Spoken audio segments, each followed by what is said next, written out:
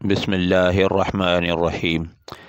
رمضان کا عشرہ مغفرت خوش قسمت ہیں وہ لوگ جو اس ماہ میں زیادہ سے زیادہ نیکیاں سمیٹ کر اللہ رب العزت کی رضا اور خوشنودی حاصل کرنے میں کامیاب و کامران ہو رہے ہیں۔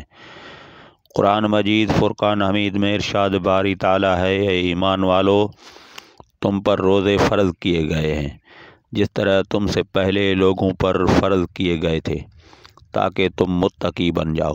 سورہ البقرہ آیت نمبر 183۔ خالق کائنات اللہ عز و جل نے روزوں کی فرضیت کا مقصد بتاتے ہوئے فرمایا تاکہ تم متقی بن جاؤ۔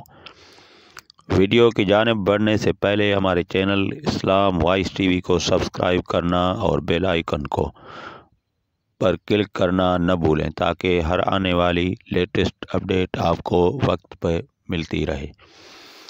رمضان المبارک کے عشرہ مغفرت کا آغاز ہو چکا ہے جو کہ اپنے اندر پہلے سے زیادہ اجر و ثواب سموئے ہوئے ہیں۔ رمضان المبارک وہ مہینہ ہے کہ جس میں نفل نماز کا ثواب فرض کے برابر اور فرض کا ثواب 70 گنا تک بڑھا دیا جاتا ہے۔ نہ جانے آئندہ سال اس ماہ مبارک کے ایام ہمیں نصیب ہوں یا نہ ہوں۔ ہمیں ان ایام میں زیادہ سے زیادہ عبادت اور توبہ و استغفار کرنا چاہیے۔ خوش قسمت ہیں وہ لوگ جو اس ماہ میں زیادہ سے زیادہ نیکیاں سمیٹ کر اللہ رب العزت کی رضا اور خوشنودی حاصل کرنے میں کامیاب و کامران ہو رہے ہیں۔ حضرت موسیٰ کلیم اللہ رب ذوالجلال سے ہم کلام ہوتے، زمان و مکان اور راز و نیاز کی باتیں ہوتی۔ ایک دن حضرت موسیٰ علیہ السلام نے اپنے خالق سے سوال کیا کہ اس وقت کائنات میں واحد بندہ ہوں میں جسے آپ سے بات کرنے کا شرف حاصل ہے، بتائیے یہ اعزاز کسی اور کو بھی نصیب ہوگا؟ خالق کائنات نے ارشاد فرمایا، اے موسیٰ، اس دنیا میں ایک ایسی بھی امت آنے والی ہے جب میری اور ان بندوں کے درمیان کوئی پردہ حائل نہیں ہوگا۔ حضرت موسیٰ علیہ السلام حیران ہوئے، باری تعالیٰ وہ کیسے؟ اللہ تعالیٰ نے فرمایا، یاد رکھ موسیٰ، تیرے اور میرے درمیان کلام اور ملاقات کی صورت بے شمار پردے حائل ہیں، جبکہ آمدہ امت کے ساتھ یہ معاملہ ہرگز نہیں ہوگا۔ اس پر موسیٰ علیہ السلام کے حیرت میں مزید اضافہ ہو گیا۔ انہوں نے عرض کیا، کائنات کے مالک بتائیے وہ کون خوش نصیب ہوں گے؟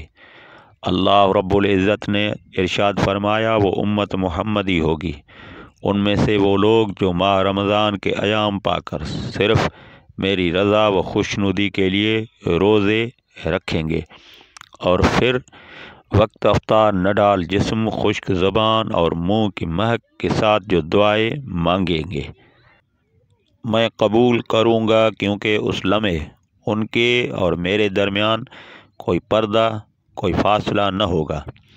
روزے دار کے متعلق اللہ تبارک و تعالیٰ کا ارشاد ہے کہ روزہ خاص میرے لیے ہے اور میں ہی جس طرح چاہوں گا اس کا اجر و ثواب دوں گا۔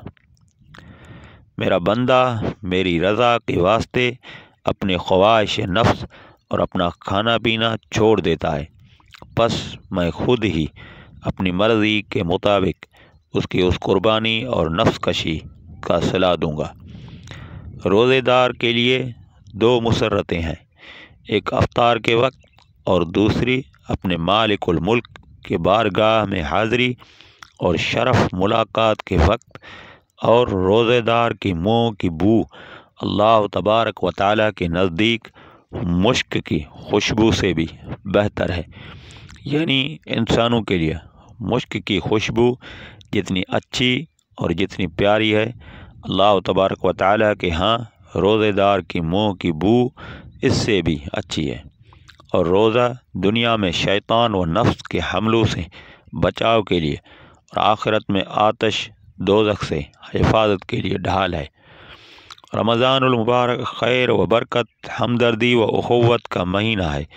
اس ماہ کی راتوں میں اللہ تبارک و تعالیٰ کی جانب سے 3 مرتبہ اعلان کیا جاتا ہے کہ کوئی ہے توبہ کرنے والا، میں جس کی توبہ قبول کروں، کوئی ہے مانگنے والا مجھ سے تو میں اس کو دوں، کوئی ہے معافی مانگنے والا کہ اس کو معاف کر دوں۔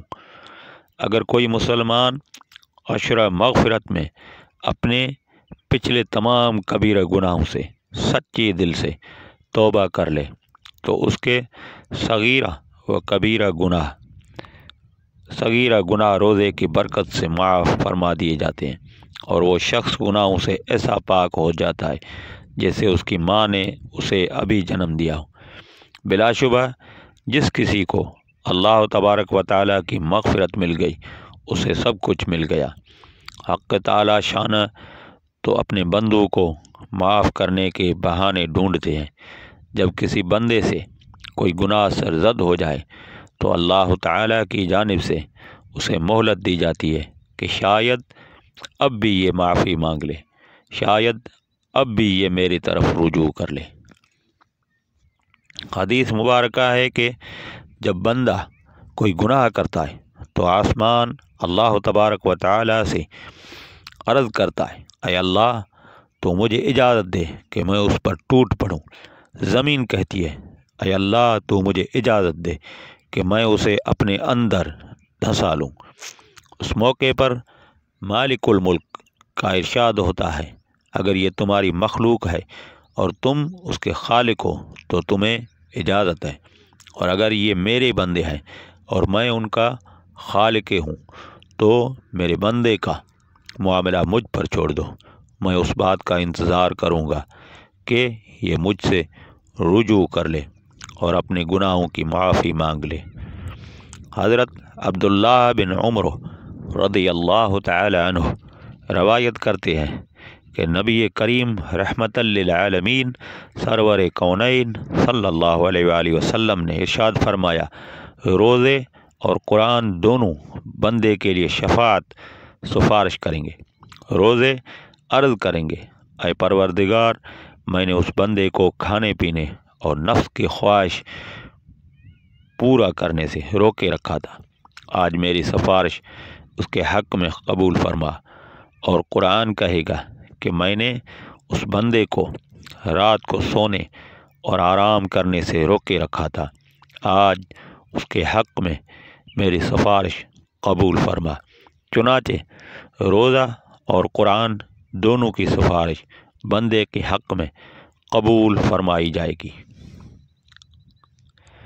حضرت ابو ہریرہ رضی اللہ تعالی عنہ سے روایت ہے کہ رسول اللہ صلی اللہ علیہ وآلہ وسلم نے ارشاد فرمایا کہ 3 آدمیوں کی دعا رد نہیں ہوتی، ایک روزہ دار کے افطار کے وقت، دوسرے عادل بادشاہ کی، اور تیسری مظلوم کی۔ حضرت سہل بن سعد ساعدی رضی اللہ تعالی عنہ سے روایت ہے کہ سرور دو عالم صلی اللہ علیہ وآلہ وسلم کا فرمان عظیم ہے کہ جنت کے دروازوں میں ایک خاص دروازہ ہے جس کو باب الریان کہا جاتا ہے۔ اس دروازے سے قیامت کے دن صرف روزے داروں کا داخلہ ہوگا، ان کے سوا کوئی اس دروازے سے داخل نہیں ہو سکے گا۔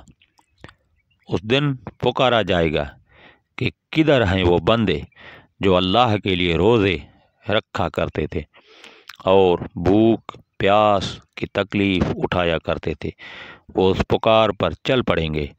جب وہ روزے دار اس دروازے سے جنت میں پہنچ جائیں گے تو یہ دروازہ بند کر دیا جائے گا، پھر کسی کا اس سے داخلہ نہیں ہو سکے گا۔ ریان کی لغوی معنی ہے پورا سیراب، یہ بھرپور سیرابی تو اس روزے دار کی صفت ہے جس سے روزے داروں کا داخلہ ہوگا۔ آگے جنت میں پہنچ کر جو کچھ اللہ تعالیٰ کے انعامات ان پر ہوں گے ان کا علم تو بس اللہ تعالیٰ ہی کو ہے۔ اس مبارک ماہ کی ان تمام فضیلتوں کو دیکھتے ہوئے مسلمانوں کو اس مہینے میں عبادت کا خاص اہتمام کرنا چاہیے اور کوئی لمحہ ضائع اور بیکار نہیں جانے دینا چاہیے۔ ہم اپنے تمام صغیرہ و کبیرہ گناہوں سے معافی مانگ کر اللہ تبارک و تعالیٰ کے حضور پاک و صاف پیش ہو سکتے ہیں۔ اللہ پاک ہم سب کو اپنے نفس کا تزکیہ کرنے کی، تقوی اختیار کرنے کی توفیق عطا فرمائے، آمین۔ ملتے ہیں اگلے ویڈیو میں، وآخر دعوانا ان الحمد للہ رب العالمین۔